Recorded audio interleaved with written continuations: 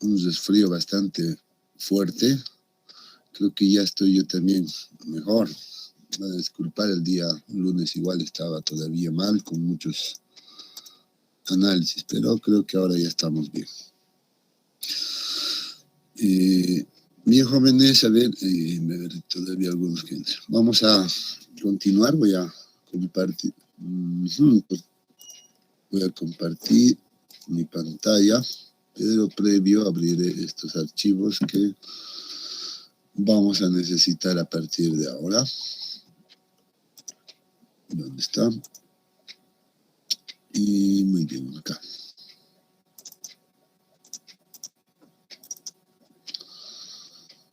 Excelente. Ahora sí.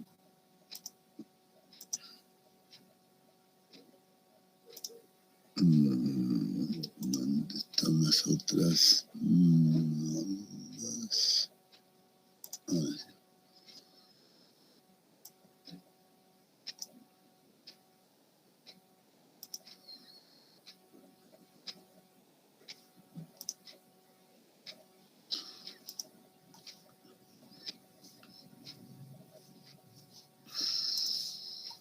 Ahora sí.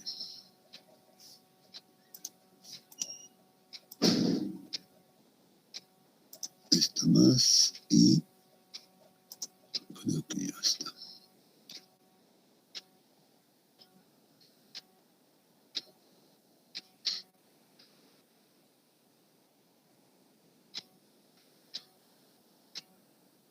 Ahora sí.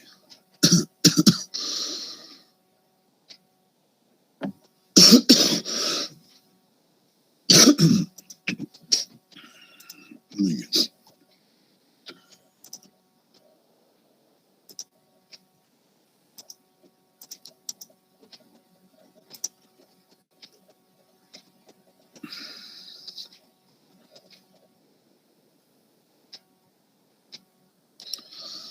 Muy bien, ya están viendo mi pantalla compartida, ¿no? Ingeniero, se logra ver. Excelente. Bien, vamos a ver, primero vámonos a ver lo último que habíamos visto. Bien, les decía, a ver, sí, excelente. Ya hemos avanzado el punto 1 y el punto 2, en realidad de lo que habíamos planteado acá, ¿no? En la última clase hemos terminado de ver el análisis geotécnico, este valor de capacidad admisible, ¿no? Recuerden nuevamente, este no es un único valor, sino que va a depender de la condición y de la posición inclusive en la cual nosotros queremos fundar, ¿no? A qué nivel de fundación queremos, a qué profundidad queremos fundar más o menos. ¿No? Y eso, lamentablemente, yo digo, pues a veces la manejamos o la manejan un poco mal. Les he indicado que eso hay que cambiar en realidad, es el estructurista el que en realidad debería de definir al final este valor, y es prácticamente eso lo que habíamos hecho en la última parte, ¿no es cierto? Entonces, para nuestra condición, fíjense bien, que habíamos definido, por ejemplo, fundar a 1.5 metros de profundidad, pues nosotros hemos definido una capacidad admisible, verificando que los asentamientos no sean demasiado grandes, ¿no? Y también hemos hecho una verificación con una fundación simplemente, pero para nuestro caso, ¿no? El tema de los asentamientos diferenciales, y habíamos visto que eso cumplía correctamente. De esa manera, miren que nuestra capacidad en realidad admisible llegaba a ser un valor de 108 kilopascales. Era ese el último valor que habíamos definido. Aquí está el resumen, ¿no? Era el análisis que habíamos realizado, era para una fundación central. Las dimensiones que hemos definido para esta fundación y la carga en realidad que nos hemos tomado como ejemplo de algunos de sus compañeros, que coincidían más o menos entre ese rango, pues nos quedaba unas fundaciones de 370 por 370, ¿no? El asentamiento que se había generado para eso era de 35 milímetros, ya estaba dentro de lo aceptable, es razonable este valor. Y de acuerdo a eso habíamos dicho que la capacidad admisible para esa condición era 108 kilopascales o, perdón, muy próximo a 1.1 kilogramos centímetro cuadrado, ¿no? Esto, pero para una profundidad, decía, reitero, de 1.5 metros desde la superficie. Esta era la condición, este era el resumen de todo el análisis geotécnico que se realizó. Ahora necesitamos pasar a esta segunda parte, a la tercera parte, que es el diseño estructural ya de las fundaciones, ¿no es cierto? Para eso, bueno, vamos a crearnos una nueva página y vamos a ir apuntando algunas cosas por acá. Entonces, punto 3, si quieren, vamos a poner, en realidad este debería de ser, según nuestro texto, seguramente el capítulo 3, ¿no? El capítulo 3, y vamos a ponerlo como diseño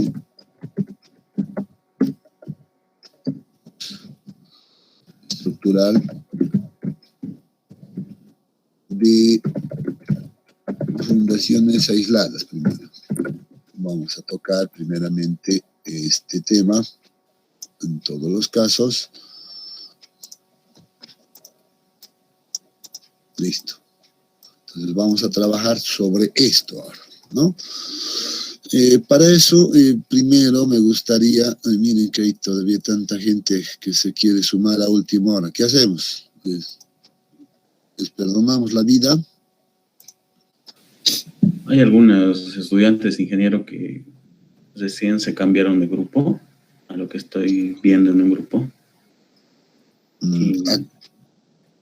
A ver, ¿cómo es eso? O sea, yo entiendo que ya hubo ese tiempo ya la anterior vez, ¿no? Y se hicieron ese cambio y actualizaron, y sí, efectivamente me volvieron a pasar una lista actualizada. Pero, ¿se volvió a abrir el sistema este último tiempo? Sí, que se abrió el jueves, viernes, sábado, domingo. A este fin de semana de nuevo se volvió a abrir. ¿Y por qué ahora? ¿Qué ha pasado? Se abrió el sistema por el tema de las becas PAE.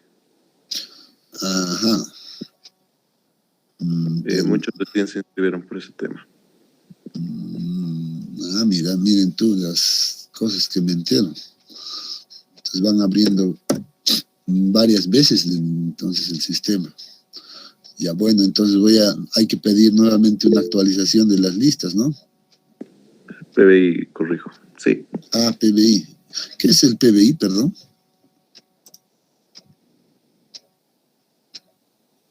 ¿Alguien sabe? Sí, adelante.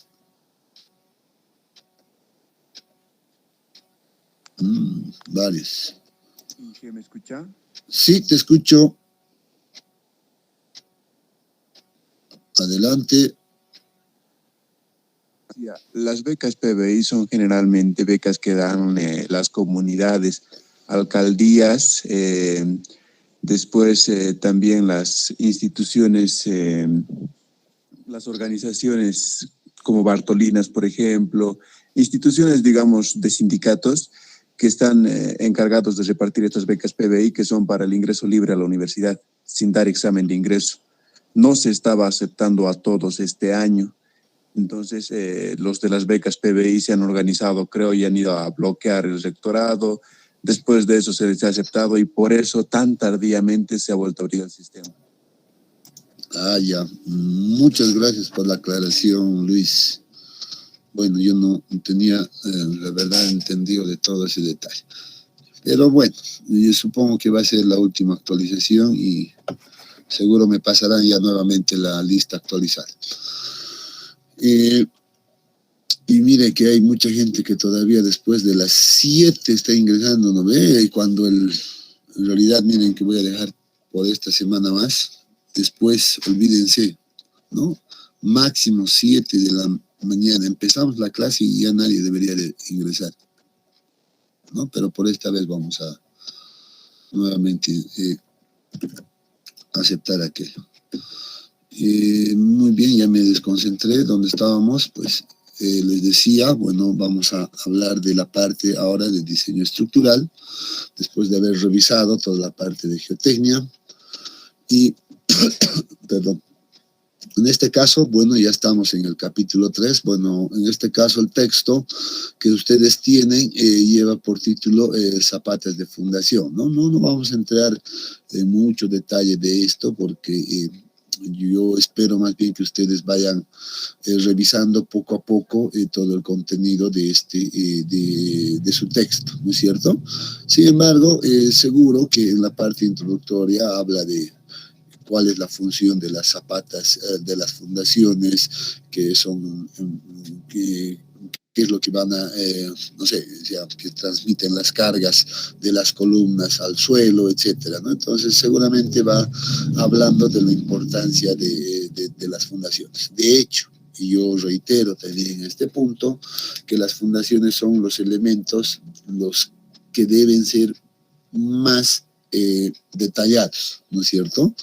O más bien, hay que hacer el diseño con mucho detalle, porque van a ser en realidad en gran parte siempre de la seguridad estructural, depende del buen diseño de las fundaciones, ¿no? Y en este caso sabemos que estos se apoyan en el suelo y por eso era necesario siempre el ver el primer análisis que hemos hecho, ¿no? Lamentablemente vamos a ver, inclusive creo que he visto en este texto ya en alguna oportunidad que no realizan dicho análisis, sino que se van de una manera un tanto pues tal vez práctica, sin hacer un buen análisis geotécnico, empiezan a sacar las dimensiones, ¿no? Pero en realidad creo que toda esta parte nosotros ya le hemos dado un buen tiempo, le hemos dedicado un buen tiempo y con la intención también de que ustedes puedan ver esas diferencias y también que se puedan generar unas herramientas de trabajo, les había dicho, ¿no? No sé, creo que aquí tengo todavía abierto aquello, ¿no? Unas así simples que no necesitan gran programación, pero seguramente que puedan servirnos de herramienta y de control rápidamente, ¿no? Aquí también para el caso de los asentamientos, nosotros habíamos definido aquello, ¿no? Entonces aquí teníamos nuestros asentamientos y podemos controlar rápidamente. Entonces, después de realizar ese trabajo, pues deberíamos empezar a enfocarnos ahora en la parte estructural. Sin embargo, miren que el texto en la primera parte, pues todavía nos muestra algunos casos todavía, inclusive de la parte de geotecnia, que en general van a aparecer siempre, ¿no? Por ejemplo, el caso de las cargas excéntricas, ¿no? A veces resulta que debido a la configuración estructural, sobre todo del edificio, las cargas no se distribuyen o no van exactamente en el centro de una fundación y pueden estar tal vez actuando a una distancia o a pequeñas distancias del centroide del elemento, ¿no? Y cuando tengamos esos casos, dice, debemos realizar este análisis, ya cuando este análisis de momento sobre todo, ¿no? que se van a generar, en esos casos se van generando siempre momentos.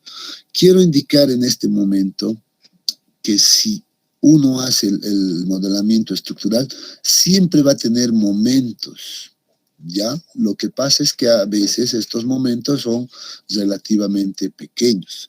No sé si alguien tiene abierto, por ejemplo, su corrida y su resumen y se fija, por ejemplo, a las cargas que llegan a nivel de fundación, pues van a observar unos momentos seguramente, ya sea en una dirección o en ambas direcciones, pero probablemente esos momentos sean pequeños, ¿no? Y cuando son pequeños, pues no tienen mucha incidencia en el diseño mismo, ¿no? Y generalmente en las estructuras de edificación, pues estos momentos a veces son siempre pequeños, ¿no? Entonces eso hace que a veces no hagamos o no tengamos que hacer este análisis que se recomienda, por ejemplo, en esta parte, ¿no?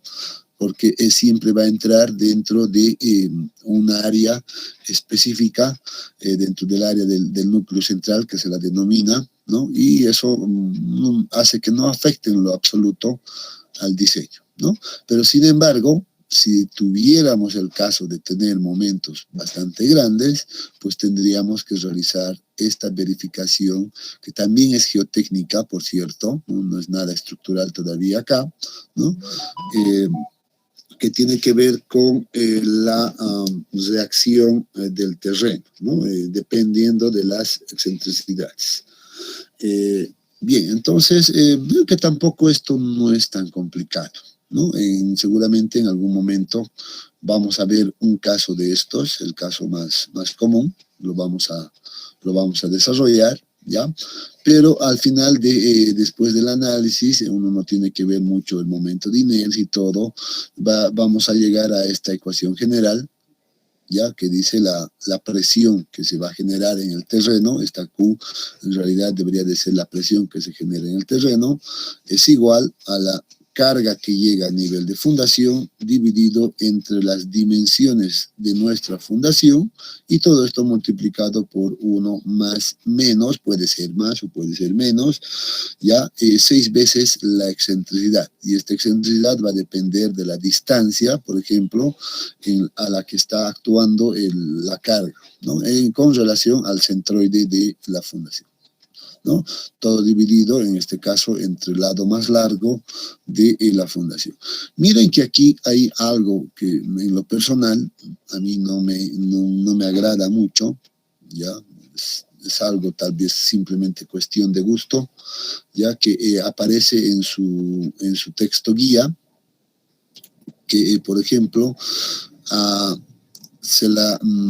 tomamos las dimensiones, por ejemplo, miren, de la fundación como B y A, ¿no es cierto? Considerando, en este caso, que A parece ser el lado más largo y B siempre va a ser la base, ¿no es cierto? Entonces, por ejemplo, esta nomenclatura a mí no me agrada mucho, porque A utilizamos nosotros para identificar al área, ¿no es cierto? Eso es regla general. Entonces no puede ser, y es más, hasta puede confundir en realidad a algunos seguramente esto. Debido a eso, yo prefiero que utilicemos nomás, como hemos estado trabajando, por ejemplo, con las nomenclatura en la verificación. ¿Qué nomenclatura hemos tomado? Hemos tomado BL, ¿no? En este caso, B siempre va a ser el lado más corto de mi fundación y L el lado más largo de la fundación, ¿no es cierto? Entonces, yo prefiero que vayamos cambiando, en realidad, a medida que vayamos desarrollando esto, vayamos cambiando, por ejemplo, esta nomenclatura.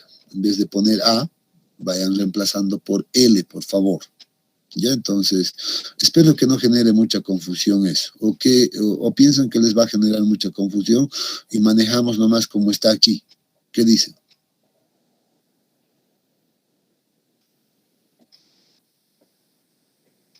Si en algunos casos vamos a encontrar ya ingeniero, pues mejor reemplazarlo por él, ¿no? Perdón, no te escuché muy bien. Si alguna vez que... Si en algunos casos nos vamos a topar con las que tienen que ver con directamente el área, nos va a confundir, así que mejor reemplazarlo por él.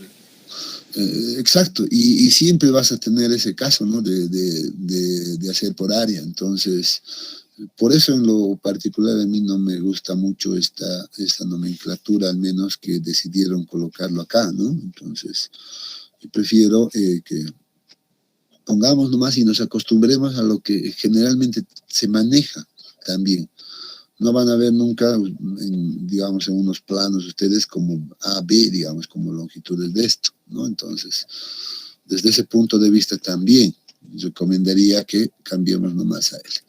Ya, entonces, primera cosa, aquí, primera conclusión, digamos, de efectos de las cargas excéntricas, deberíamos anotarnos esta ecuación general.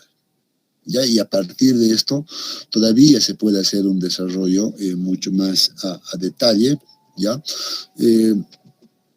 Que por cierto, se van a dar cuenta, pues no vamos a utilizar mucho seguro en este curso.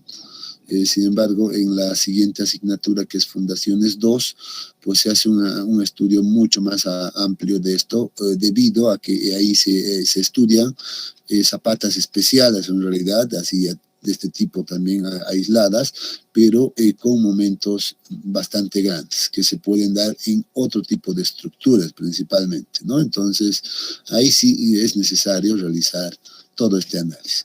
Pero veamos que vayamos más bien revisando nuestro texto y vamos a ir encontrando ese detalle, ¿ya? Bien, vean que cuando ocurre eso, dice, mire, cuando vamos a tener excentricidades en nuestras fundaciones, pues ahí es donde se generan estos momentos, ¿no? La carga ya no estaría actuando netamente en el centroide, por ejemplo, de esta columna, sino a una distancia que es denominada excentricidad, ¿no es cierto? Como muestra este esquema. En este punto vemos que ahora se generan distintas zonas en la fundación.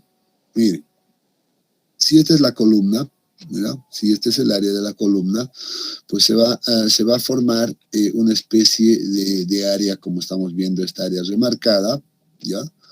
Que es el denominado el núcleo central en realidad. ¿Ya? Eso significa que esta carga que estamos viendo acá, pues debería de actuar en cualquier punto de esta zona. Si eso ocurre, se dice que no va a haber ningún problema para la fundación, no va a haber los momentos que actúen, por ejemplo, van a ser bastante pequeños, que no van a significar absolutamente gran cosa, ¿no? Entonces, este núcleo central queda definido, por ejemplo, con estas dimensiones, que está en función, obviamente, a las dimensiones de la zapata, ¿no? Si esto es B, dice este límite se va a marcar a una distancia de B sextos, a ambos lados, desde el centroide siempre, ¿no? Miren, por eso acá está B sextos acá y B sextos hacia este otro lado. Y se va a crear una especie de rombo o un cuadrado perfecto, pero rotado. En esta otra dirección, lo propio, miren que está tomando, bueno, en este caso nuevamente la nomenclatura es A, pero si nosotros cambiáramos a L, pues debería de ser L sextos en esta dirección y L sextos en esta otra dirección, ¿no? En nuestro caso, que estamos trabajando con una zapata cuadrada, pues seguramente estas dimensiones van a ser exactamente iguales, ¿no es cierto? Entonces, esa es la función del núcleo central en realidad, del delimitar, ¿no? De delimitar esa zona. Si tenemos cargas que ya están actuando fuera del núcleo central, como este caso, por ejemplo, entonces ahí sí ya tenemos problemas, ¿no? Eso significa que nuestra zapata en realidad ya no va a trabajar al 100% en toda su área, simplemente va a trabajar un porcentaje efectivo de área, nada más. Entonces hay que cuidar ese detalle, ¿no? Entonces ese tema en realidad es un tema de otra asignatura, pero bueno, aparece también aquí un poco para ver el caso general, ¿no? Entonces, vean que de acuerdo a la condición donde se encuentra o donde está actuando la carga, vamos a tener 4 zonas bien marcadas. Por ejemplo, si la carga actúa en esta zona de acá, denominada zona 1, pues es lo ideal, ¿no? Entonces, generalmente eso esperamos. Pero también tenemos la zona 3, por ejemplo, que es donde suponemos que la carga está actuando dentro del núcleo central, ¿no? Entonces tampoco tendríamos mucho problema. Y como límite tenemos esta zona 3, que se supone que la carga estaría actuando justo en el límite, ¿no?, del núcleo central, en cualquier punto. Ya no siempre acá, sino puede ser aquí, etcétera, pero que esté en el límite del núcleo central. Entonces, hasta la zona 3 es permitido, o al menos podemos decir, es manejable. Si ya estamos en la zona 4, pues esto ya hay que tener otro tipo de análisis, ¿no? Debemos realizar un análisis adicional, ¿no? Que esto se va a dar cuando tengamos momentos demasiado grandes, ya sea en una dirección o inclusive en ambas direcciones, ¿no? En la dirección X, en la dirección Y. Entonces, puede haber ese caso, ¿no? Entonces, a eso se lo denomina un análisis de fundaciones con momentos biaxiales. Cuando solamente tiene un momento, se la denomina análisis de fundaciones con un momento uniaxial, en este caso, en una sola dirección, nada más, ¿no? Entonces, eso simplemente para que lo tengamos en cuenta. Miren que aquí hay este análisis realizado, ¿no? Dependiendo dónde estaría, en qué zona estaríamos. Estuviéramos en el caso 1, en el caso 2, 3 y 4 que vamos a ir viendo. Cuando indicamos que estamos en la zona 1 o el caso 1, significa que la excentricidad es igual a 0. Por tanto, la carga va a estar actuando en el centroide de mi fundación, ¿no? Eso es lo que significa. Para hacer este análisis de caso 1 y caso 2, 3, 4, etcétera, la ecuación general que se utiliza es esta. Entonces siempre vamos a partir en base a esta ecuación y vamos a desarrollar y llegar a una condición específica. Por ejemplo, si la excentricidad fuera 0 para el caso 1, todo esto se hace 0 y esto se queda 1 más 0 pues, o menos 0, es lo mismo, y nos vamos a quedar simplemente con este primer término de que la presión generada en el terreno es igual a la carga dividido entre las dimensiones de mi fundación. Y seguramente que eso aparece por acá, exactamente, ¿no? Entonces dice, es el caso en que la excentricidad cae en el centro del núcleo central o tercio medio, ¿no? En el cual el momento es muy pequeño, puede ser muy pequeño o inclusive nulo. Y de esa manera llegamos a esta ecuación. Pero en todos los casos, no se me olvide, el análisis viene de la ecuación general, a partir de esto, ¿no? O principalmente esta debería de ser la ecuación principal, pero llegamos a esto. Bien, en esta condición dice que la reacción que se genere en el terreno, o venés, esta carga Q, debe ser menor a la capacidad admisible. Miren que aquí ya la capacidad admisible pues está siendo, por ejemplo, considerada como un único valor, ¿no es cierto? Pero este único valor tiene que ser pues el que represente a la condición que estemos estudiando. Ahora nosotros ya sabemos eso, ¿no? Y eso espero que ustedes también estén conscientes de aquello. Si yo voy a cambiar la condición, seguramente que esto podría variar, ¿no? Donde Q sub A es la capacidad admisible del terreno y la carga Q, como les decía, es la presión neta que la zapata transmite al terreno, es la que se genera en el terreno. Y para ayudarnos a entender un poco este caso 1, dice, pues aquí tenemos justamente esas reacciones, ¿no? Aquí esta gráfica nos muestra esas reacciones. Miren que aquí está la carga PL, nuestra fundación con sus dimensiones BL para mí, ¿ya? BL para mí, en el caso 1, cuando la excentricidad es nulo, se supone, o más bien se consigue, que la distribución de presiones por el terreno es uniforme. Así, vean, de esta manera, uniforme. Y este es el caso ideal. Este es el caso que nosotros queremos que ocurra siempre. ¿no? Toda la distribución va a ser uniforme, sin variaciones, ¿no? Y obviamente eso nos garantiza a nosotros que inclusive nuestras deformaciones sean pues completamente uniformes, ¿no? No haya variaciones, etc. Entonces, excelente, es el caso ideal. Bueno, ¿qué pasa en el caso 2? Dice, el caso 2, ya recordemos que está dentro del núcleo central, ¿no? En cualquier punto dentro del núcleo central, y eso significa, o lo podemos interpretar de esta manera. Cuando, por ejemplo, la excentricidad sea menor, ya sea a L sextos o sea menor a B sextos, igual, ¿no? En cualquier dirección, dependiendo. En este caso han tomado el lado más largo como ejemplo, simplemente, y dice, bueno, esto garantiza que esté dentro del núcleo central.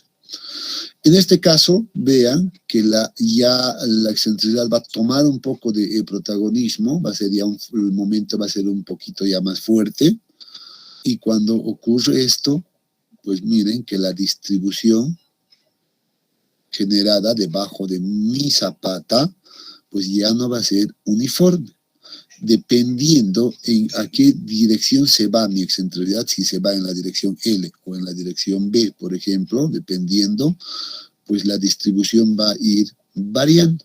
Miren, por ejemplo, este caso.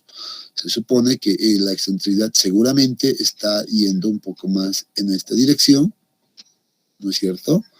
Por tanto, la mayor presión pues la va a soportar esta zona, y esta zona de acá pues la presión va a ser menor. Pero todavía reacciona en esta zona, ¿no? Vean, en este extremo, si quieren, ¿no? Porque todavía estamos dentro del núcleo central, aplicando la carga. Entonces, esto todavía se puede trabajar. Pero, ¿qué va a pasar con mi ecuación general? ¿Qué va a pasar con mi carga? Miren que debido a que aparece esta distribución tipo trapezoidal, vamos a tener dos situaciones. Primeramente, vamos a tener una presión máxima, ¿no? O una reacción máxima a este lado, que va a estar definido por esta ecuación. Va a ser nuevamente la misma ecuación general, pero para este caso ahora vamos a tomar el signo positivo.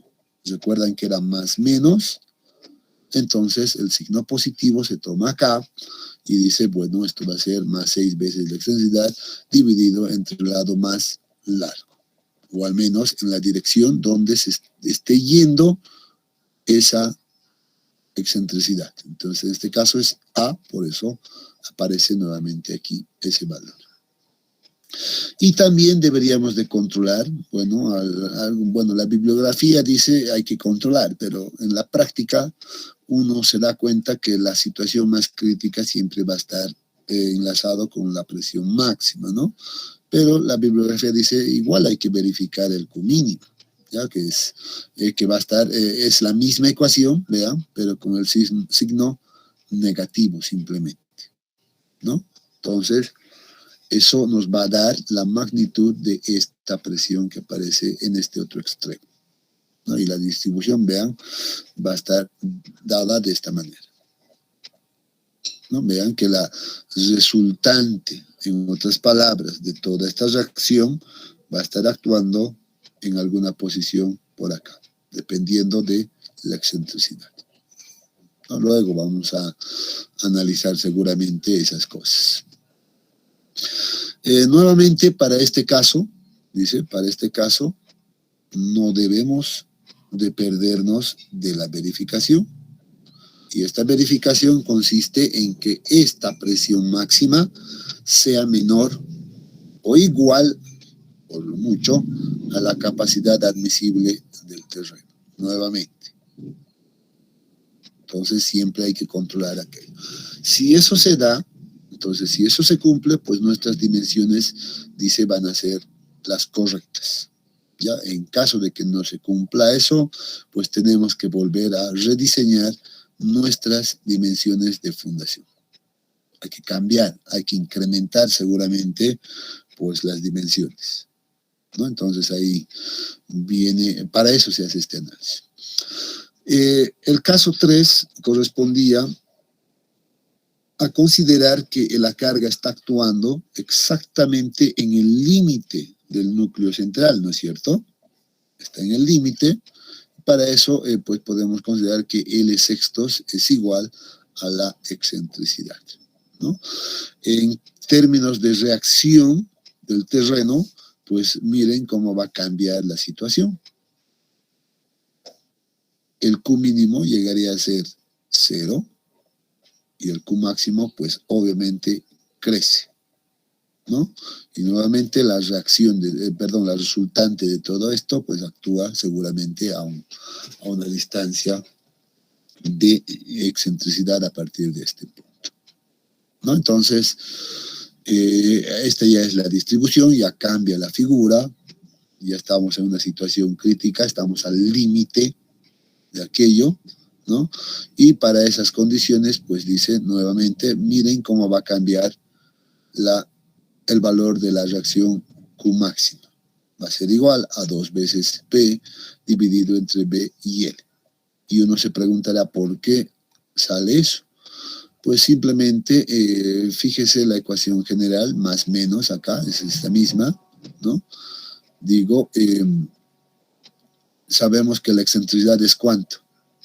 L o A sextos, entonces reemplazamos en vez de la excentricidad el A sextos, miren, ahí se pone A, en este caso, o L, y sextos, 6 con 6 se elimina, A con A se elimina, y tengo 1 más 1, es 2, por tanto, este 2 pasa a multiplicar acá, va a ser 2 por la carga que llega de la estructura, dividido entre A, B, ¿no es cierto? Entonces, de ahí viene esta condición, ¿no? De que la presión máxima es 2 veces P dividido entre A, B. Siempre de la ecuación, siempre hay que partir de la ecuación general. Y Q mínimo ya, de hecho, hemos dicho, esto es 0. Entonces, también puede ser demostrado esto, claro, en esta ecuación, ¿verdad? Si este es menos, entonces nuevamente reemplazamos esto como A sextos y tendríamos, ¿cuánto? 1 menos 1 es 0, 0 por todo esto va a ser 0, ¿no? Entonces, de ahí viene también este valor. Y nuevamente acá, y no sé por qué no lo colocaron, debe de cumplir la misma condición, de que Q máximo debe ser menor o igual a la capacidad admisible, ¿no? Se les ha pasado. Pero igual, en cada caso siempre debe de cumplirse esa condición. El caso 4 significa, o más o menos hace referencia cuando la carga está fuera del núcleo central. Y este es el caso crítico, ¿no? Que les decía. Entonces, esto significa, dice, cuando la excentricidad es mayor a la relación de L sextos, por ejemplo, por tanto, ya está fuera del núcleo del central, ¿no? Fuera del núcleo central. Y eso significa, por ejemplo, que debamos ya considerar, pues, esos momentos y hacer un análisis ya de equilibrio de momentos, ¿no? Con la reacción, obviamente, con la fuerza de reacción que aparece acá, ¿no? Entonces, miren que la distribución de presiones en este caso ya es diferente. El Q mínimo va a seguir siendo 0 seguramente en este punto, pero miren que se va a generar una zona de tensión en mi zapato, acá, donde vamos a tener seguro un valor negativo de presión en esta zona. Pero, ¿qué significa esto? Zona de tensión. Entonces, significa que solamente esta zona o esta área que estoy siguiendo, por ejemplo, de la fundación, es la que está trabajando de manera efectiva, resistiendo la carga, ¿no? Entonces, aquí sí ya estamos en complicaciones. Si tuviéramos este caso nosotros, pues no nos queda más, no hay otro remedio, de aumentar la dimensión en esta dirección, por ejemplo, y de esa manera pues vamos a definir pues que nuestra fundación no pueda ser cuadrada, sino va a tener que ser necesariamente rectangular, necesariamente, porque no podemos permitir esto, que nuestro zapata esté también siendo sometida a fuerzas de tensión en alguna zona, porque esto inclusive implicaría que tengamos que reforzar en la parte superior de mi zapata, etcétera, y muchos detalles más, y además que ya no trabaja al 100% la zapata, miren, solamente esta zona estaría apoyándose de manera efectiva en el terreno, ¿no? Entonces, para evitar aquello, no nos queda otro camino que incrementar las dimensiones en esta dirección. Y ahí viene la definición de las zapatas rectangulares. Mientras no tenga este caso, jóvenes, mientras no tengamos este caso, pues la recomendación, como les he dicho, es tratar de trabajar siempre con zapatas cuadradas, ¿no? Entonces, solamente en el caso de que tengamos estos momentos bastante fuertes, pues vamos a definir las zapatas rectangulares. Bien, hasta aquí, ¿alguna consulta?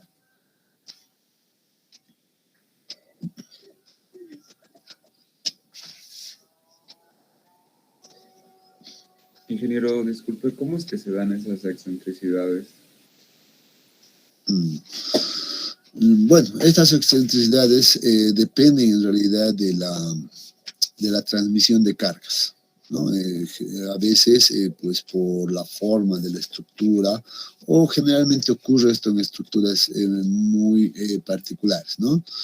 Que tenemos momentos muy fuertes, y eso hace que la carga, por ejemplo, esta carga no se transmite en el centroide de la estructura, sino que esté actuando en otra zona.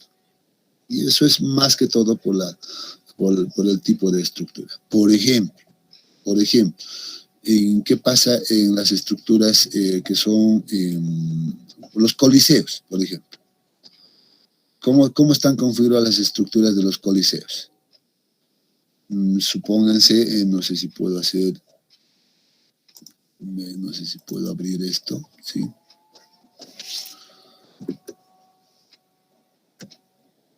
Supongamos lo siguiente, no sé si es este, sí, pero no tan grueso. ¿Qué pasa en un coliseo, por ejemplo? En un coliseo agarran acá, tenemos ahí las fundaciones, y al otro extremo, a una cierta distancia, tenemos nuestras otras fundaciones, y esto viene de esta, bueno, van a disculpar, está un poco chueco, y luego viene aquí la estructura, ¿no es cierto? Que por lo general puede ser triangular, puede ser, no sé, en arco, dependiendo. Y viene así, y todas las estructuras van por detrás de esa manera. Miren que la carga, por ejemplo, de este elemento, o del techo y todo el peso, ¿cómo está llegando a esta estructura? ¿Cómo llega? ¿Cómo es la transmisión? Obviamente va a llegar seguramente con un cierto ángulo de inclinación, ¿no es cierto? A ambos lados. Y la transmisión, cuando venga, por ejemplo, hasta el nivel de fundación, pues va a ocurrir exactamente lo mismo. Y eso va a hacer, por ejemplo, que se genere momentos en esta dirección y lo mismo en esta otra dirección. Entonces ya estamos hablando ahí de que estos momentos pues van a hacer que la carga que esté llegando pues no actúe exactamente en el centro, sino que llegue con una cierta inclinación, y eso va a hacer que nosotros tengamos alguna excentricidad, ya sea en este lado, por ejemplo, una excentricidad que me va a generar esa situación, o esta situación que estoy diciendo. Y a veces estas cargas pueden ser muy grandes, que vamos a tener este problema. Ya, entonces, ahí es donde tenemos ese caso. No es el único caso, obviamente, se me ocurre esto. ocurre lo mismo, por ejemplo, con el tema de las torres de alta tensión. Entonces, las torres de alta tensión trabajan de igual manera, ¿no? Son unas torres que están ahí, que reciben ahí el peso de los cables, y esos cables están jalando, pues, hacen una transmisión de esfuerzos bastante interesantes. Y si hay viento, peor todavía. Los mismos cables van generando fuerzas que van a tratar de jalar más bien a la fundación y generan grandes momentos. Ahí es mucho más fuerte todavía ese caso, ¿no? Entonces, se debe a aquello. Pero en nuestro caso, por ejemplo, cuando nosotros estamos con estructuras aporticadas, ¿no? Nosotros agarramos los pórticos de esta manera, ¿no es cierto? Y aquí está todo amarrado, pues hacemos que las cargas se distribuyen a partir o a través de las losas, por ejemplo. Entonces, esta distribución genera sí momentos acá, pero son momentos pequeños, que no tienen mucha importancia, y es poco probable que tengamos este caso en estructuras aporticadas, por ejemplo. ¿No? Es imposible, básicamente, ¿no? Entonces, para nuestro caso, este estudio, pues no vamos a llegar a seguramente analizar este caso. Este caso, por lo general, se lo analiza en Fundaciones 2, porque sí, ahí el primer capítulo, pues básicamente tiene que ver con este análisis, ¿no? Con el caso de análisis de momentos unidireccionales y biaxiales inclusive. Ya, pero simplemente para aclarar.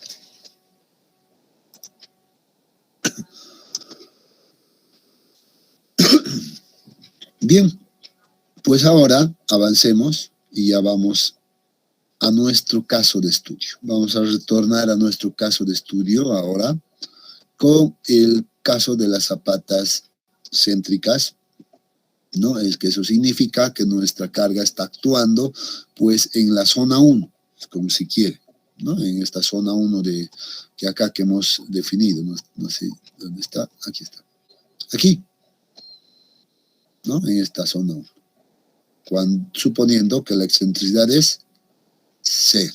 Entonces, ese es el caso más general, el primer caso que se estudia en este capítulo, ¿no? Entonces, dentro de este caso, pues podemos tener diferentes variaciones, dice, pueden ser nuestras zapatas cuadradas, podemos hablar de zapatas, en este caso, circulares también, ya que a ver, esto sí también es, no se le ve mucho, generalmente, pero bueno, deberíamos también tener en cuenta cómo manejar este caso, ¿no?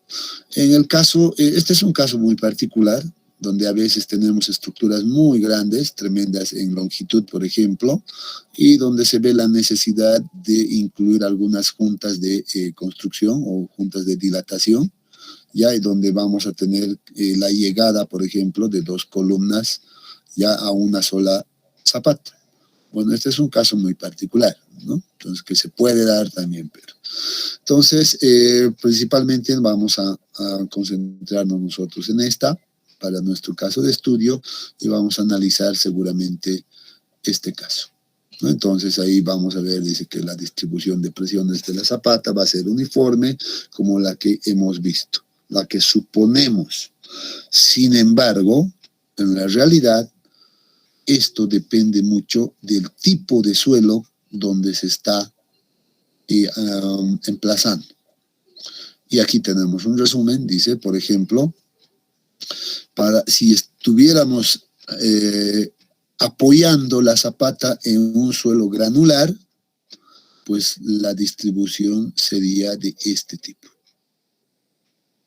O sea, inclusive en este caso, considerando que la excentricidad es 0, ¿no es cierto? Entonces sería de esta manera, donde las presiones máximas se van a dar justo en el centro de la fundación. Esto es importante, ¿no?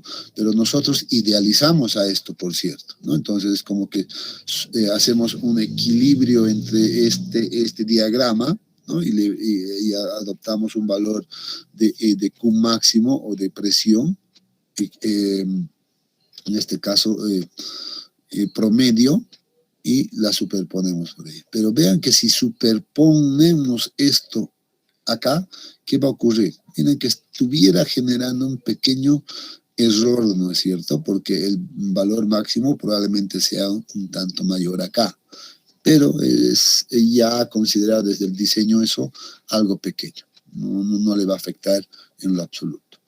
Pero fíjense el caso, por ejemplo, de que si yo apoyo mi fundación en un suelo cohesivo, nuevamente aquí se genera una especie de curva, ya que en realidad puede ser de esta manera o puede ser directamente así, ¿no? Es ahí donde se tiene las presiones máximas más bien en los extremos de la fundación y al centro, pues miren que se genera de esta manera, ¿no? Pero aquí hay algo muy interesante que a veces no nos los dicen, ¿no? Que en realidad estas distribuciones pues ocurren debido al concepto de que la fundación es flexible, ¿no? De que la fundación es flexible y de acuerdo, depende de eso es que va a ocurrir esto. Sin embargo, casi siempre, en la gran mayoría, pues debido a la altura que generalmente se considera, la altura de la zapata o el espesor, si quieren, pues casi siempre tenemos zapatas rígidas, ¿no? Entonces, en el caso de zapatas rígidas, pues esto no ocurriría. Y entonces la forma tendería a ir más siempre a esta zona, ¿no? Y es por eso que es aceptable que nosotros consideremos que la reacción del terreno es casi uniforme, ¿no? Entonces, debido a aquello, pues mucho no aplica, digamos, este caso, ¿no? Entonces, pero para el conocimiento deberíamos tenerlo presente ahí. Bien, ahora sí, miren que ya hemos llegado a la parte de diseño ya estructural, ¿no? Y en el diseño, y esto sí hay que empezar a analizar, ya hay distintos pasos o procedimientos que debemos seguir en el diseño de una fundación, ¿no? Entonces vamos a ir anotándonos nosotros eso en nuestro pizarrón. Y vamos a decir lo primero, entonces vamos a hacer nuestro, si quieren, paso 1. Y miren, que corresponde a esto, dimensionamiento en planta. Y vamos a hablar al respecto. Dimensionamiento en planta. ¿Qué creen que hacemos en este punto? En el dimensionamiento en planta. Miremos nuestra guía. Y ya les he dicho, este texto va a ser nuestra guía simplemente. Nosotros probablemente modifiquemos algunas cosas de este procedimiento, ¿no es cierto? Pero siempre vamos a estar mirando a la guía. ¿Qué dice esta parte del dimensionamiento en planta, en fundación? Bueno, esta parte está dirigida a determinar el área requerida, miren, determinar el área requerida de mi zapata en función a la carga que está transmitiendo la columna y además el valor de la capacidad admisible del terreno. ¿Qué les dice esta ecuación, jóvenes? A ver, miren la ecuación. ¿Qué piensan de esa ecuación?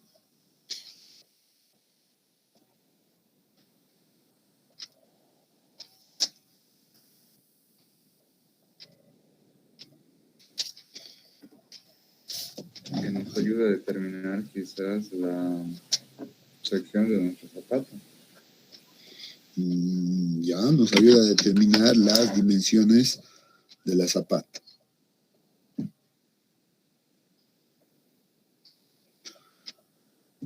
Miren que aquí ya viene el A, ¿no? El área. Este sí está haciendo referencia al área, ¿no? Entonces, miren que aquí ya puede generar confusiones con la nomenclatura, ¿no es cierto? Cuando nosotros aquí trabajamos con A, que hacía referencia a una longitud, pues ahora aquí dice que A es el área. Entonces, por eso es que en lo personal no me agrada tampoco mucho manejar esa dimensión ahí. Bien, a ver, la vamos a ir anotando por acá, ¿ya? Entonces vamos a decir, vean que del concepto de resistencia de materiales, presión es fuerza sobre área, y de ahí viene esta ecuación, ¿no es cierto? Entonces el área requerida, dice el área requerida, va a ser igual a la carga que llega, o la fuerza que llega a mi zapata, dividido entre la capacidad admisible del terreno. Eso me está diciendo, ¿no? Nuevamente, reitero y les recuerdo, en este punto, cuando estemos definiendo, si quieren, el área de mi fundación, consideramos nosotros siempre la condición de servicio. Debemos trabajar en una condición de servicio. O sea, esta carga tiene que ser la de servicio.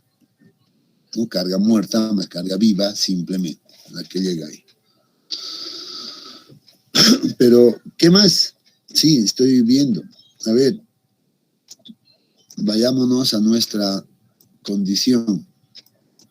A ver, ¿cuánto era la carga en toneladas o kilonewtons que estábamos analizando? 145, 149, que creo que era la mayor, ¿no?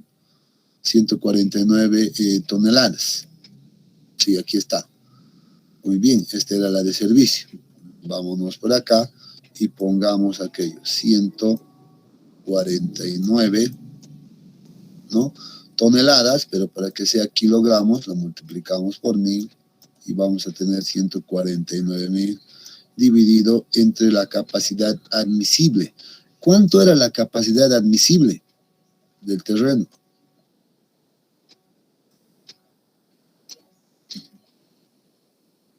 Habíamos dicho esto, 1.1 kilogramos centímetro cuadrado, por tanto puedo poner esto 1.1, ¿no? Este está en kilogramos, este va a ser kilogramos centímetro cuadrado, y el área requerida, ¿cuánto va a ser? A ver, calculemos.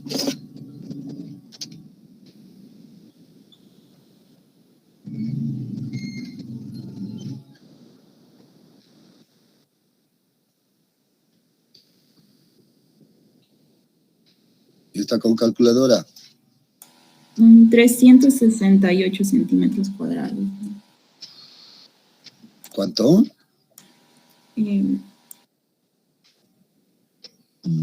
Creo que no, son 149.000 kilogramos. Sí, no, 135.454 en centímetros cuadrados está por lo que... Exactamente. 454.54, ¿no? O 55, digamos, ya. Centímetros cuadrados. Si yo considero que mi zapata sea cuadrada, ¿no? Si yo considero, por ejemplo, acá, voy a ser un poco más rápido,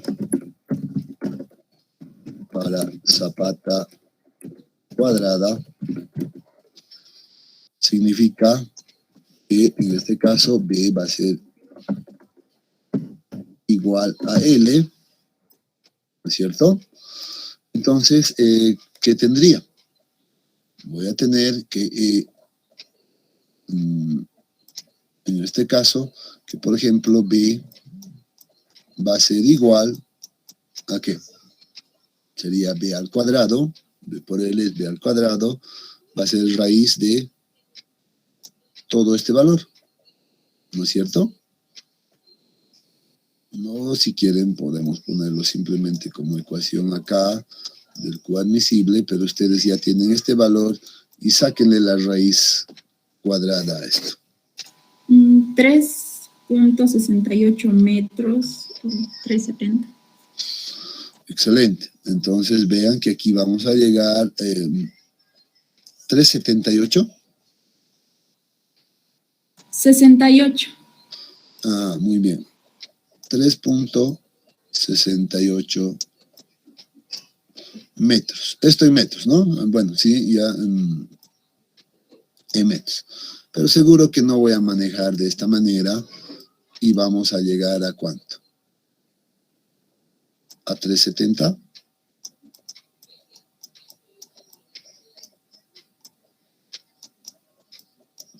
¿No es cierto? ¿Están de acuerdo, jóvenes, sí o no? Ahora sí, los quiero prendidos, los quiero encendidos. Hay que empezar a analizar aquí. Cuando uno hace diseño tiene que analizar en todo momento. Cada resultado que ve tiene que analizarlo. ¿Qué dicen? Está bien, ingeniero, pues si al final nos sale la sección, va a ser cuadrada 368, redondearlo estaría bastante correcto. Ya. Pero miren lo siguiente. Ya, quiero que miren lo siguiente. Voy a retroceder atrás. ¿Cuánto hemos definido nosotros con el análisis geotécnico?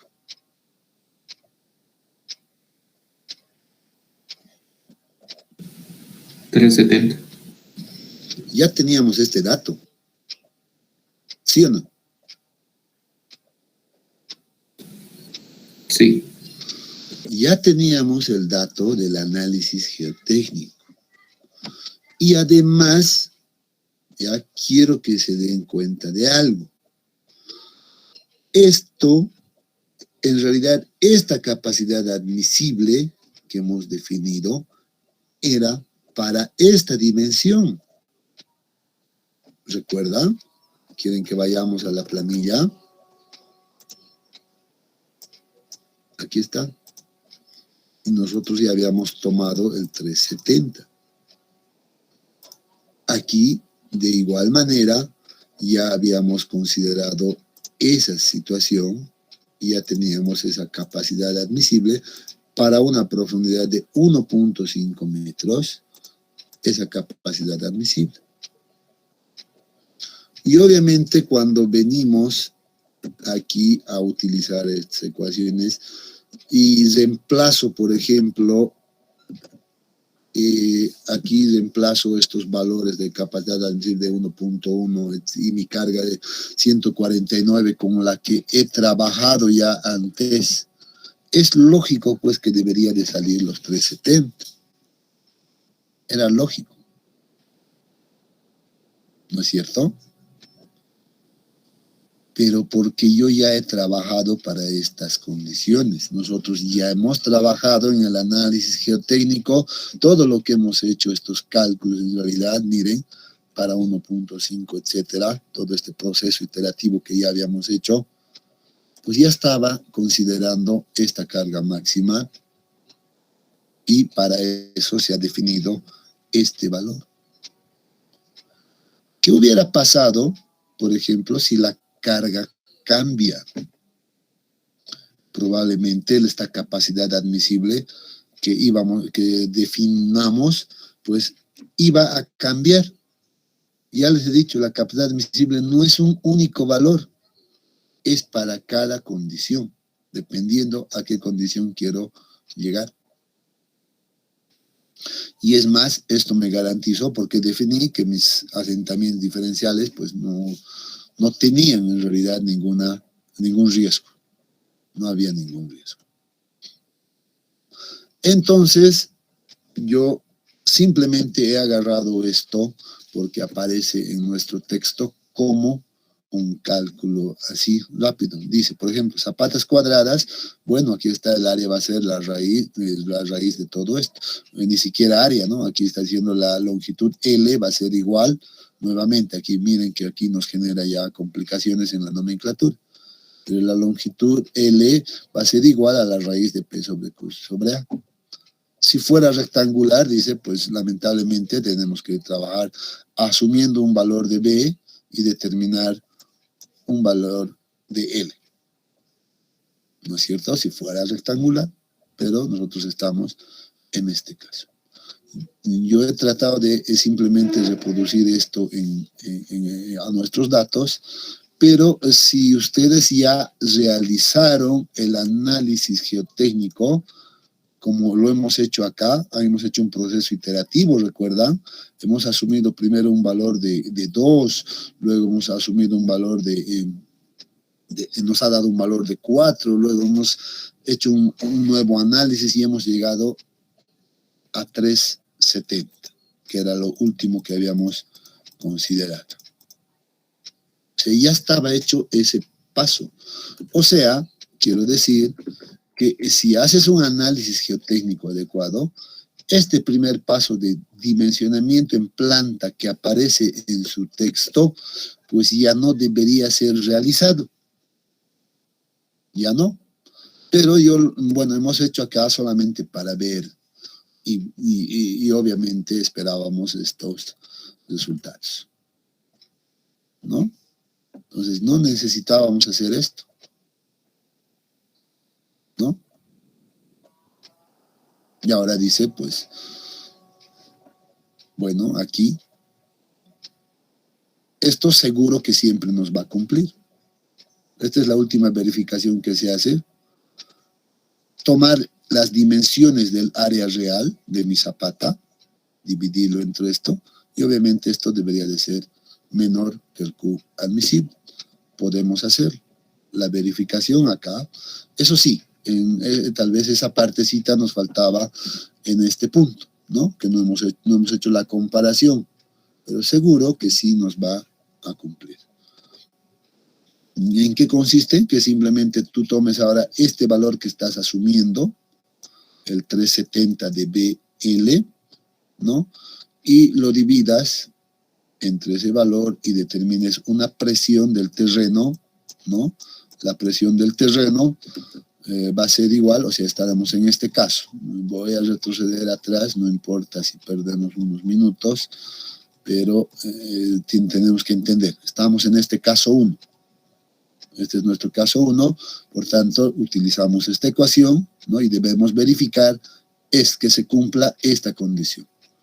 Entonces, estamos suponiendo esta distribución uniforme, por tanto, vamos a decir muy bien, la presión va a ser igual a la carga de servicio, que en este caso es 149.000, nuevamente, en kilogramos vamos a trabajar, ¿ya? Y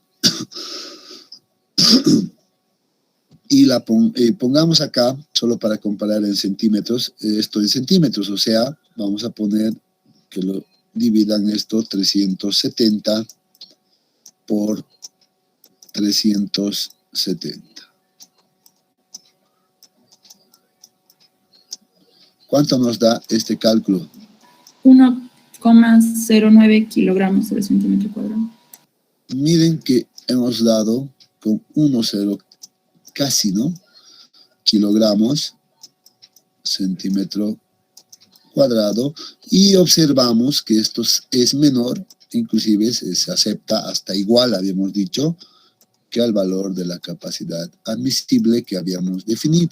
En este caso, para nosotros este era 1,1 kilogramos centímetro cuadrado. Eso significa, ¿qué significa? El famoso cumple, ¿no? Que nos gusta ponerlo, ya aquí cumple, muy bien. Está cumpliendo con esta condición, con este criterio. Era lógico, yo ya de hecho esperaba que cumpla eso, pero lo que quiero que entiendan es que si hacen un buen análisis geotécnico, siempre ya va a cumplir, no va a cambiar ya acá nada, porque ya la capacidad admisible para ese caso va a estar pues en función a esta condición. Buenos días. Adelante.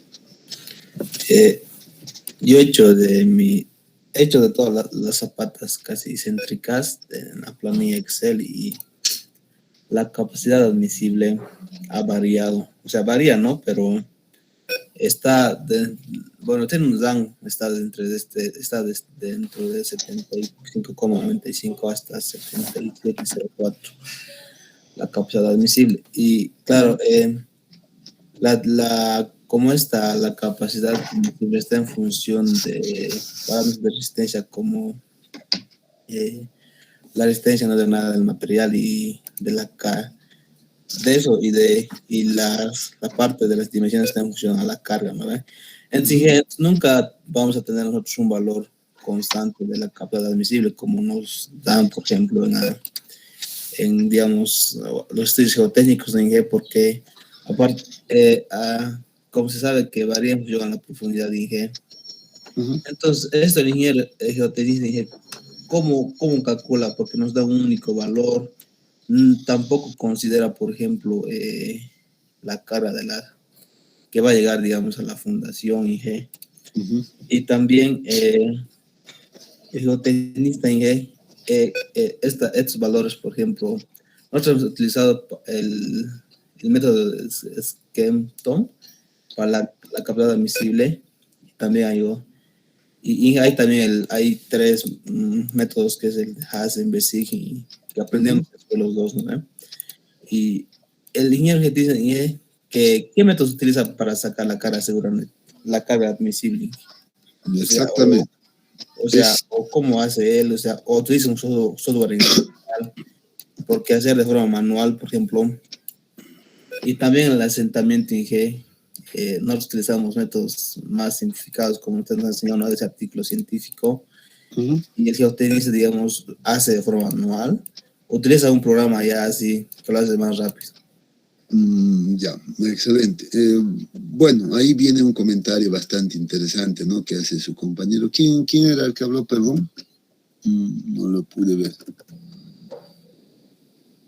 ¿Quién habló? Yo dije. Wilber.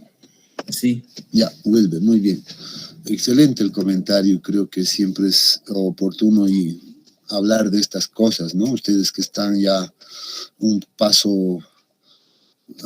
paso de complementar su carrera, ¿no es cierto? Entonces, eso es muy importante. Algo que yo siempre he dicho, ¿no? Desde el inicio, no sé si has estado, pues a veces manejamos mal los datos, manejamos mal.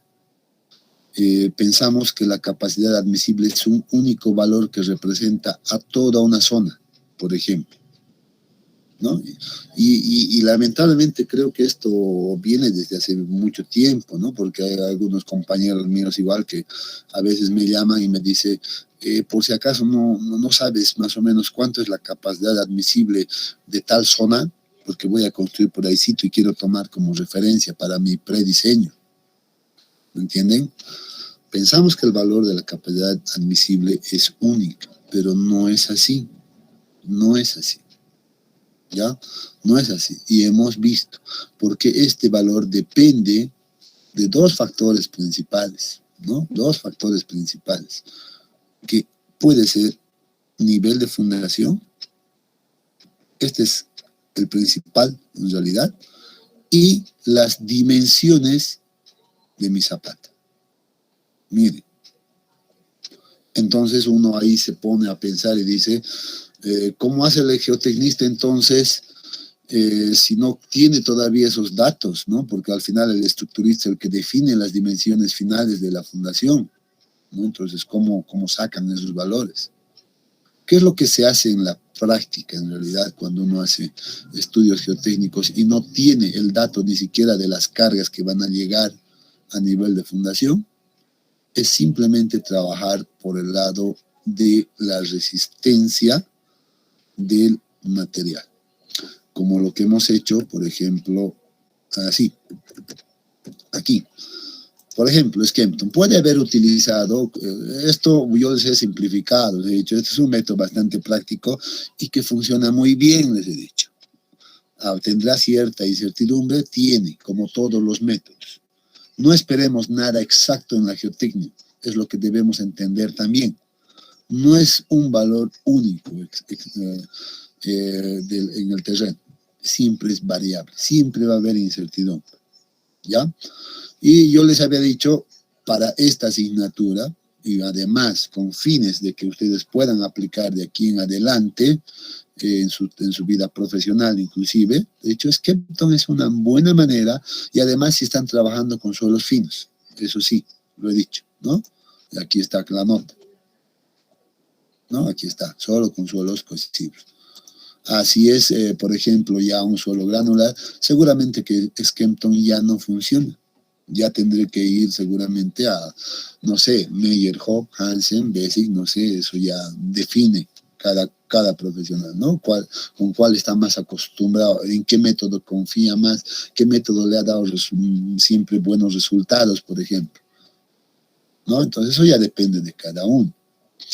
Pero independientemente del método, ya sea Skempton, Meyerhoff, Hansen, no sé, etcétera, lo que hace el geotecnista, y esto te respondo, es calcular la capacidad segura.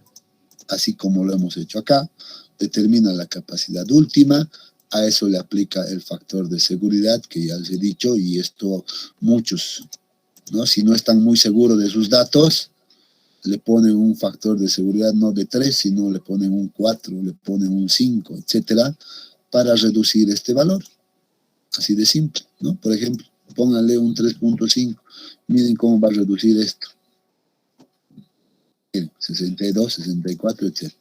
Listo. Ellos dicen, ya estoy por el lado seguro y estoy condicionando, miren lo que hacen o cuál es el criterio.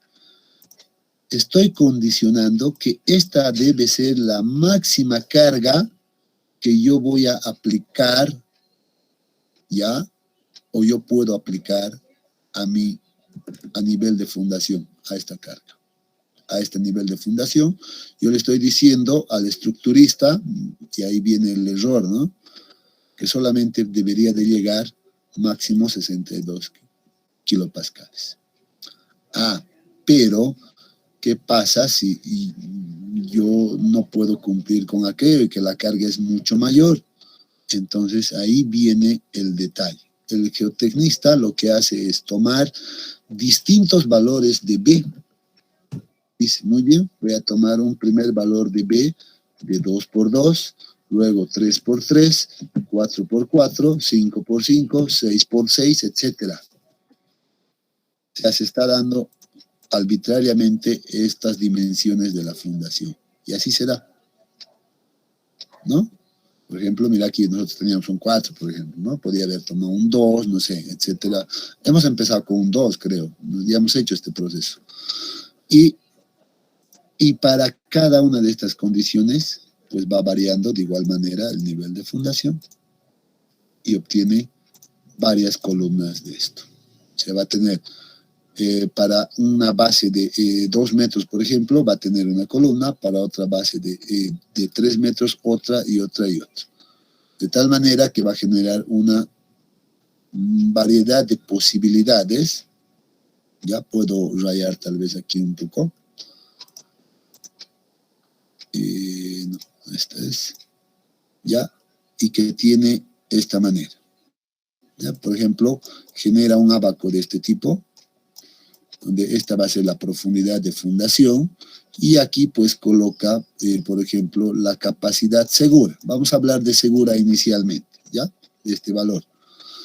Y dice, muy bien, con esto yo observo, haciendo variar, por ejemplo, el nivel de fundación, para una base de 2 metros, genera una curva.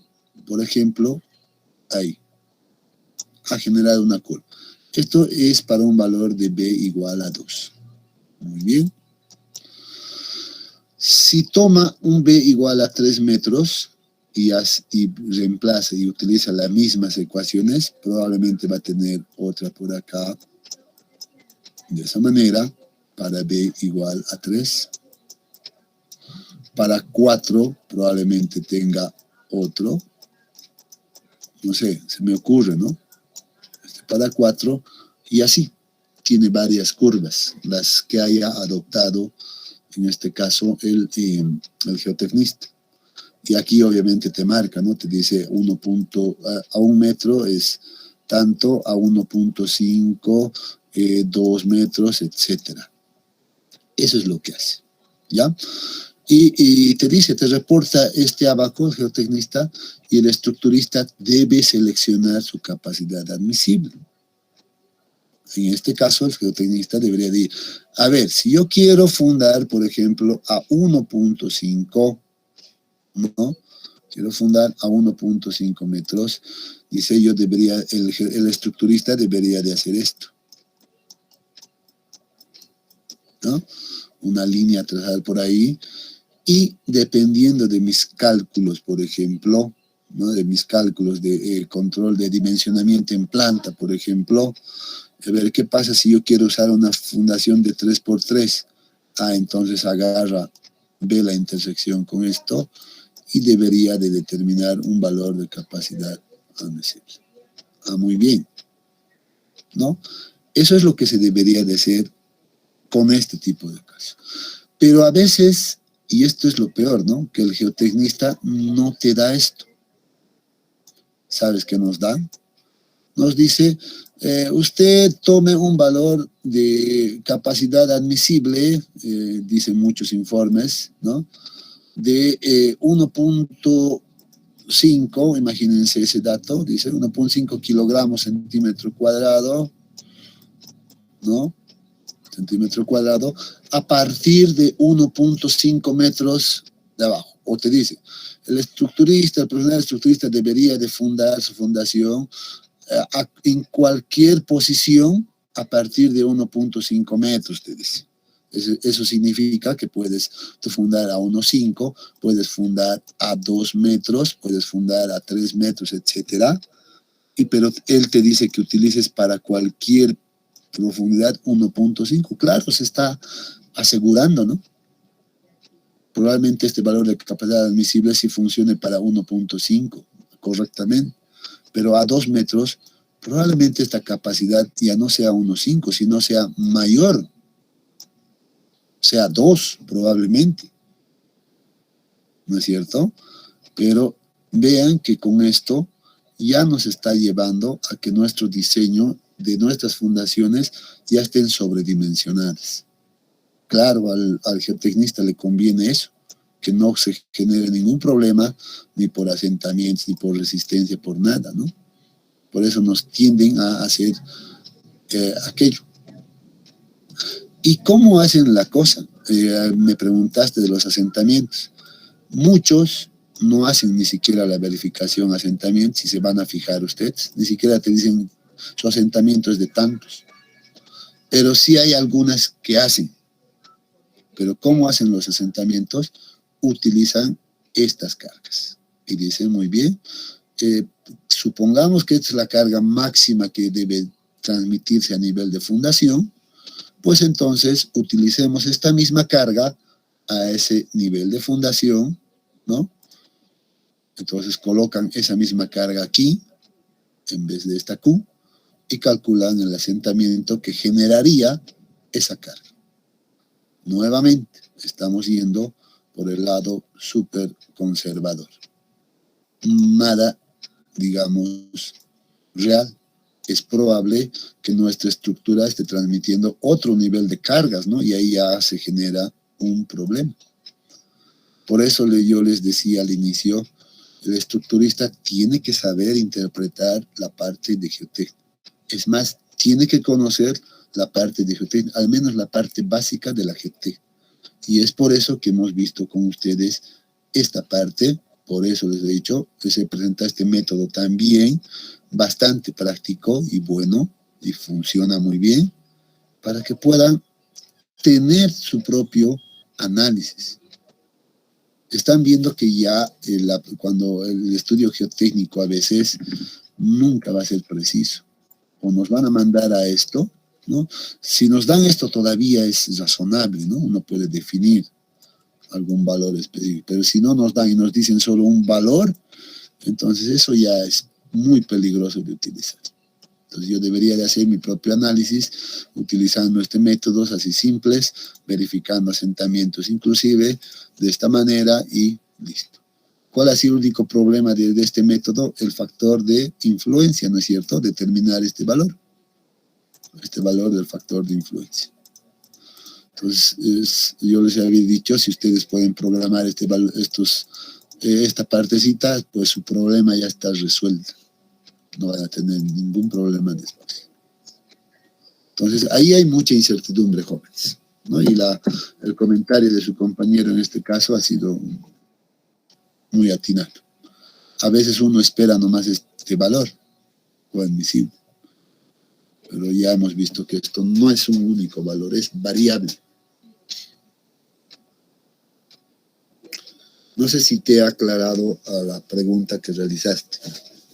Está bien, Inge, una consulta. Ese abaco que elaboran los de geotecnia, Así nos es. podemos pedir, ¿no? Ese abaco, o exigirle, o... Exactamente. Al menos deberían pedir que les dé esto. Así. Entonces, así ustedes ven para qué fundación, dimensiones han asumido, etcétera, y ustedes puedan seleccionar de ahí su capacidad admisible con toda confianza. Y a la profundidad también. Entonces, deberían de exigir, ¿no? Está bien, gracias.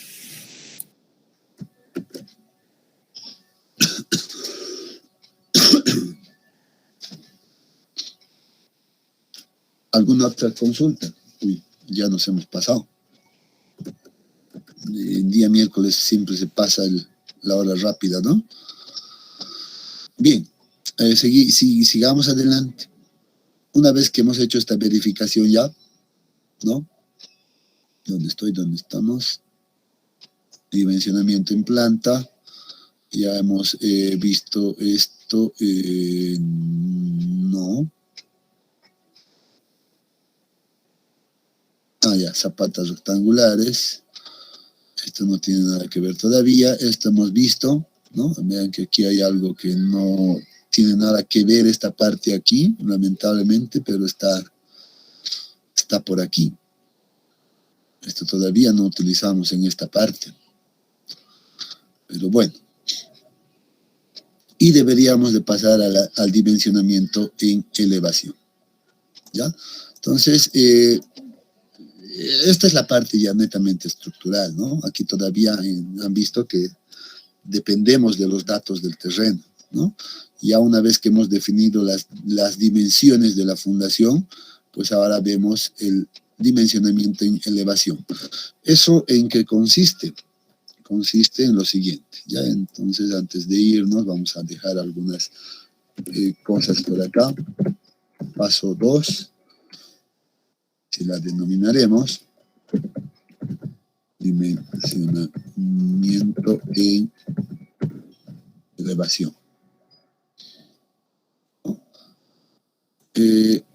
Vamos a hacernos una gráfica acá auxiliar, por ejemplo. Vamos a suponer que nuestra fundación es de este tipo. ¿Ya? Estamos ahí. De esa manera. Ya hemos definido la base. Perdón. Ya hemos definido que nuestra zapata va a ser cuadrada. Ya tenemos que la base es igual a 3.70. Eso ya ha quedado verificado por la geotecnia, verificado con esta parte igual, etcétera. 3.70 metros. Ya está. Y ahora lo que nos falta es verificar esta altura. El paso número 2, el dimensionamiento en elevación, consiste en determinar la altura máxima que va a tener nuestra fundación. Para eso hay que realizar principalmente 2 verificaciones, ¿ya? En este caso, esta verificación tiene que estar de acuerdo a la normativa que vayamos a utilizar. Miren acá, ¿no? La normativa nos dice, por ejemplo, que debemos tener un canto útil de 15 centímetros mínimamente, ¿no? El canto útil en realidad es esa distancia que se mide desde la parte superior hasta el refuerzo de acero. Nosotros sabemos que aquí vamos a tener, por ejemplo, un refuerzo de acero, ¿no? Nuestra zapata va a tener ahí un refuerzo de acero, entonces esa distancia es el canto, o se denomina canto, ¿no? Entonces, aquí la normativa nos dice este valor mínimo, en este caso la ACI 2014, dice va a ser de 15 centímetros, ¿no? Y aquí vamos a tener el tema del recubrimiento, por ejemplo, cuánto de recubrimiento hay acá, etcétera, y de acuerdo a eso vamos a definir la altura total. Quiero, antes de entrar en este punto, ya, antes de hablar de la verificación de corte por punzonamiento, que en realidad es el que nos va a dar dicha información, y además y corte por flexión, que son las dos verificaciones que debemos realizar para definir la altura de nuestra zapata, pues quiero entrar a ver primeramente el tema de las normativas. Entonces aquí es muy importante definir la normativa que vayamos a utilizar, por ejemplo, ¿no? Entonces, antes de hablar de esto, deberíamos poner qué norma vamos a utilizar. Y aquí hay algo que nosotros debemos ya manejar. ¿Qué han aprendido, por ejemplo, ustedes en hormigón armado? ¿Qué normativa han utilizado, jóvenes?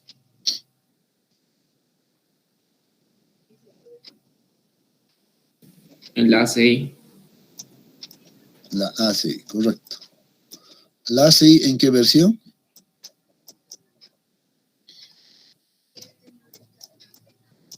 La 14, ingeniero. La 14 es la que más están utilizando. Actualmente ya está vigente la 2019 también, ¿no es cierto? La 2019. Y yo escucho a veces a muchos colegas, inclusive, que hablan en el siguiente sentido, ¿no? Dicen, yo ya estoy manejando la norma ACI 319, ¿no? Estoy aplicando ya la normativa 319 y estoy viendo tales cosas, etcétera. Pero ya están trabajando con la 319. Pero yo creo aquí hay un detalle que debemos nosotros estar conscientes. ¿Cuál es la normativa, por ejemplo, que es vigente o está vigente en nuestro medio? ¿Quién sabe?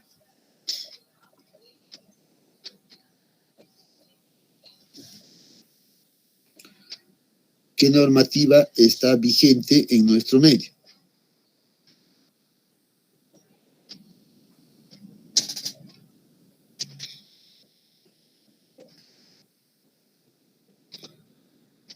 ¿Nadie sabe? La norma boliviana del hormigón, ingeniero. Sí, correcto. Es la norma boliviana del hormigón, que es este código. Miren, aquí está. La norma boliviana, esta es la que está aprobada ahora. Lo vamos a anotar acá. La norma boliviana 12250, creo que es. Sí, 1225001. 25001. Esta es la norma actual, aprobado ya por resolución, ¿no?, del Ministerio de Vivienda y todo, está aprobado. La CBH 87 también. O sea, tenemos dos normas actuales en Bolivia nosotros. La CBH 87, sí, pero imagínense el año, ¿no? 87. Y que está en base, tiene como base en realidad a la norma española.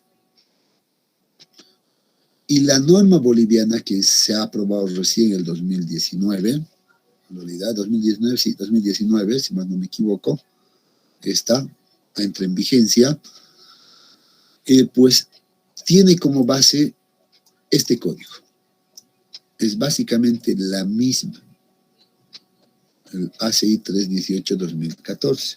Es la misma, es la base, en realidad, ¿no? Inclusive en algunas cosas, en tema de aceros, etcétera, la norma boliviana es un tanto más flexible entre sus limitaciones, pero el contexto mismo es la misma.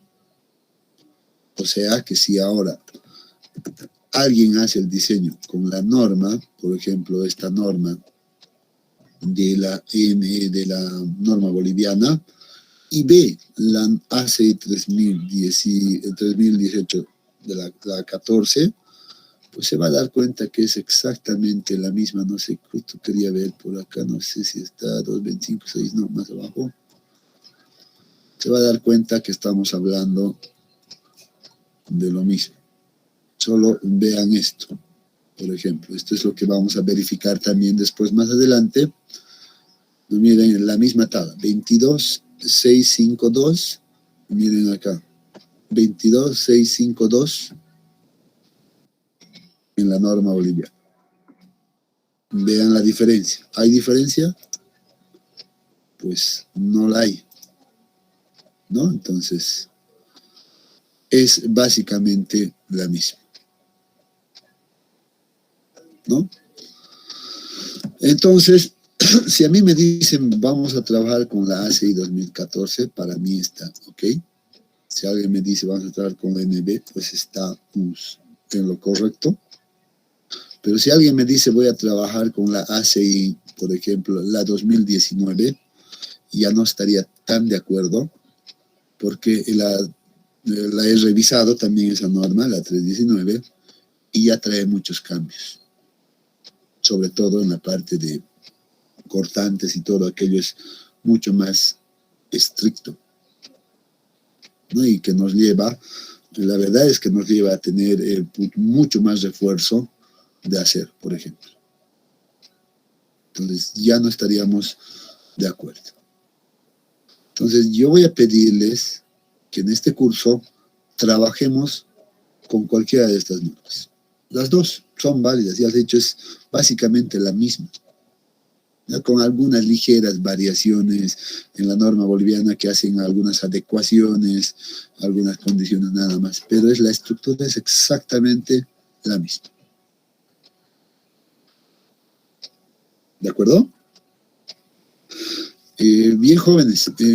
Entonces, como primera cosa, yo se los voy a compartir estas normas al Classroom, ambas. Si la tienen igual no importa, la tienen doble, pero yo como documento de trabajo, pues la voy a compartir para que ustedes la tengan. Hay una nueva versión, creo, esta que viene con notas más, que es muy interesante, que también sería bueno verlas aquellas, ¿no? Pero creo que este documento es la base. Entonces, sobre esto les voy a pasar para que ustedes lo tengan. ¿Ya?